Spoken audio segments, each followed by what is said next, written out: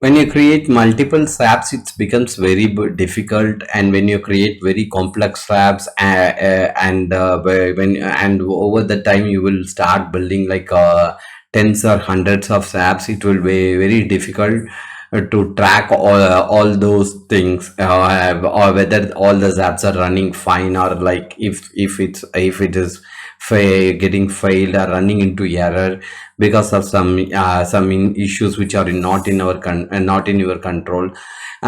So many people like can't monitor it regularly. I will show you like two things which are like very important when you manage like a large, when you are a Zapier expert and you manage like a large number of zaps. One thing is like you have to go to Zap history regularly and see what are all the zaps runs, what are all the zap runs, and you can filter it as per the particular zap also, or like as per particular app you have connected, and the status of the app, status of this app also. Say there is a particular, you can filter all those apps here, all statuses, and just you can see like whether you can filter which particular zap you want to see. Otherwise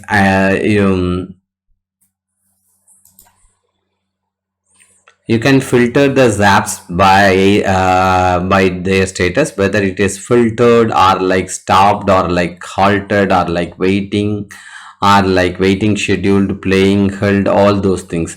The key thing here we have to think is we can ignore the success, and filtered is like filtered and waiting are like where when you set a particular delay, say when you set a particular delay for 1 day or 2 days, or like the period you have set, those apps will be shown as waiting. And filtered, like if at all you have mentioned a condition like this has to match the particular email id, or like this condition has to be met, then only the Zap can proceed. Those are all the things you have controlled the Zap, so we don't have to worry about that. But we have to mainly look for the stopped, halted, held Zaps, stopped, errored, stop, halted, held zaps. So these are all the zaps which is causing headache to our clients, or like we have to fix. So you can see like this is the particular issue with that particular zap also, just by going in which what is the source of the issue, and you can see for each and every zap what is the data in and data out. And this would be very very crucial, because when you want to track say not just for errors but for like indifferent results which are not unexpected results also getting passed, like so you can understand like why so much of zap has run, or like why zap is thrown this data to a particular platform. All those things you can check and troubleshoot from this. In this case you can see that in this case you can you can find like this slack step has hit an error, and it shows some sample referral also, like the error from slack is archived. Archived means like when you plan you have constructed the zap to send a message as soon as some trigger has happened.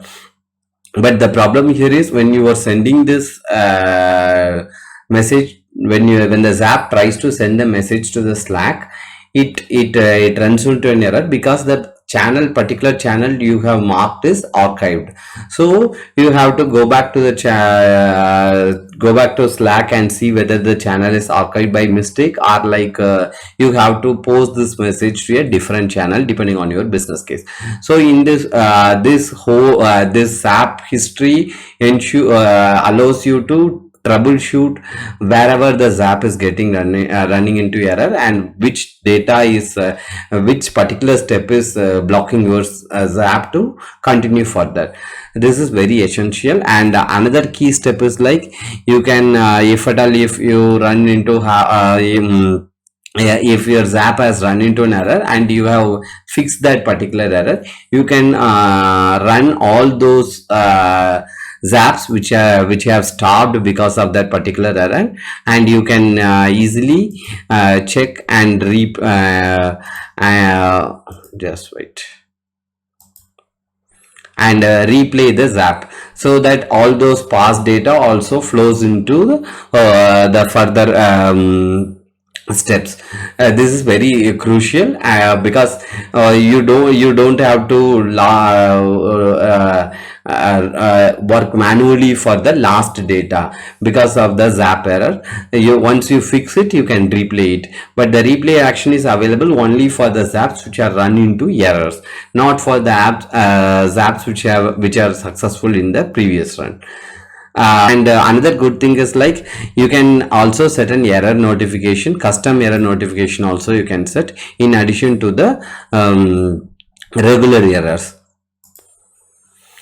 So whenever a Zap run into an error, Zapier automatically sends a email alert to the Zap owner, like this particular Zap has run into an error, and what is the error message is also like invalid permission with the Facebook. Say if at all you have constructed a case like whenever a lead gets added through the lead form in Go High level in the Facebook, it is pushed into a CRM like Go High level or Zoho CRM.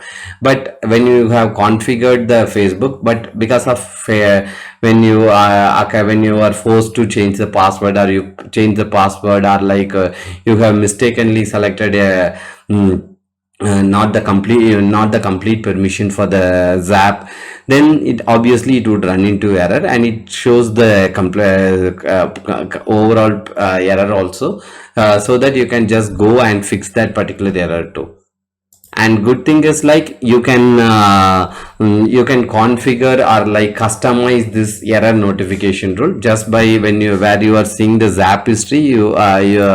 There is a button called error notification settings, and click error notification settings. It can be like customized for each and every all the Zaps, like when you want to have the error hourly summary or like immediately and all those things.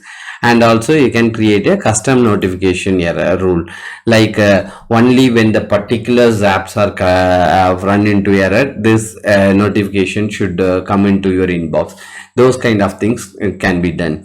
The only caveat is it's unless you have a team plan, it will all the mail will go to the particular Zapier owner email inbox only, and then you have to reroute to your tech support team, or like other VAs who handle those who can fix these Zap issues.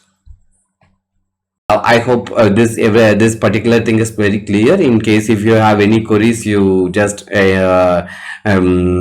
message me in the comment section. I will have clarify further. And